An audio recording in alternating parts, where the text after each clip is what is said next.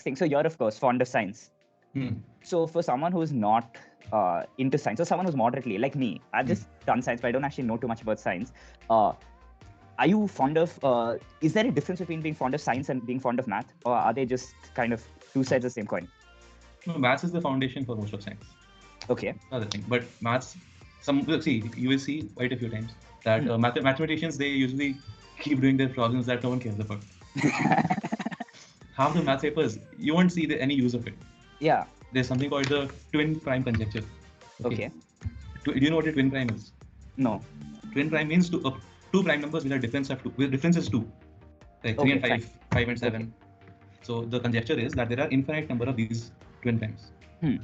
But this thing conjecture means we are saying it should be true, but we can't prove that it is true. We haven't proved yet. That's a conjecture. Okay. So it's such a difficult problem. No one has been able to prove it yet. But tell me, why would we care if there are infinite number of them or not? So would there even be a proof? Because aren't prime numbers just randomly scattered around? There are quite a few proofs about prime numbers. Oh really? This is one of them that seems simple, but it's very, very difficult with our current knowledge. How would you even start though? I don't know. I'm not. Okay, even any basic prime number thing. Because prime numbers usually have some properties. Right? Like, they are not completely random. There are many, many patterns of prime numbers. First of all, you will see prime numbers can only exist one before or one after a multiple of 6. Let me think. One before, one after. Except 2 and 3. 2 and 3 don't. Something like that. Okay, 2 and 3. 23? Oh wait, that's 24. Do you know why that works? No, I didn't even know this. I've known prime numbers for like 5 years. See, a prime number cannot have factor of 2 and 3, right? So if you have a number 6n, it's not working. 6n plus 1 might work. 6n plus 2 will not work. 6n plus 3 will not work. 6n plus 4 will not work. 6n plus 5 might work. Oh, damn. But then what? Like, why can't you do the same thing with a different number, like 5n plus 1, 5n minus 1? You can do it. But then 5n plus 1, 2, 3, 4, all of them are fine only. No? Because they don't share a factor with 5. You can't factor anything. Oh, right. 5n plus 1 can just be, it's always a factor of 2. No. N can be odd or even. 5, 25. So, 10 plus 1. 5n? Oh, I put power. Okay, so which one do you like more? Science or maths? I like science. I like physics. Not any of the other sciences? No, bio is too scary. My cousin, he is also, he was really into physics. And this was at the start of 11th. And then he just read bio, like he was reading a book. And he ended up enjoying it so much that now he's taken up a biology. He's gone to IISc just to pursue biology. I also like bio with the thing of just knowing things. Learning, applying, that's most for me. Too much in the sense, too much learning or what?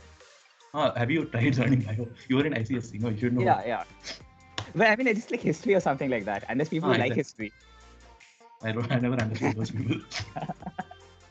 Okay, and in physics, is there anything like some specific things that you enjoy?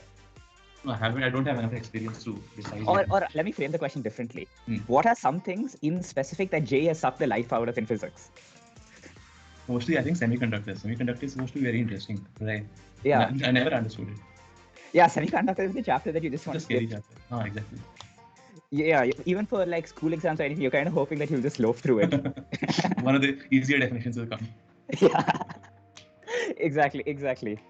And then, and what's one of the chapters that because of J turned out to be more interesting than you would have thought? I would say RBD more because of Shreyas than because of G. Yeah, Shreyas was a good teacher though. You see, I had tried RBD with my dad when I was in 9th grade. Okay. That time, I was just looking through the 11th grade book. The 11th grade NCERT is actually quite simple, no?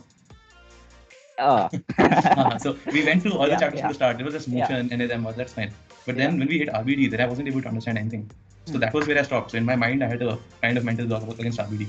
Okay. But then when Shreyas taught, then I could understand everything properly. Shreyas was such a good teacher. But we've had so many of these conversations where we think that if he just stuck around for a little longer, we would have started hating. Just like Anil. Yeah, I know, but that's so sad. What if he... Okay, wait. Let's play like role playing. Okay, you be Shreyas. What would you do? Bank Jana,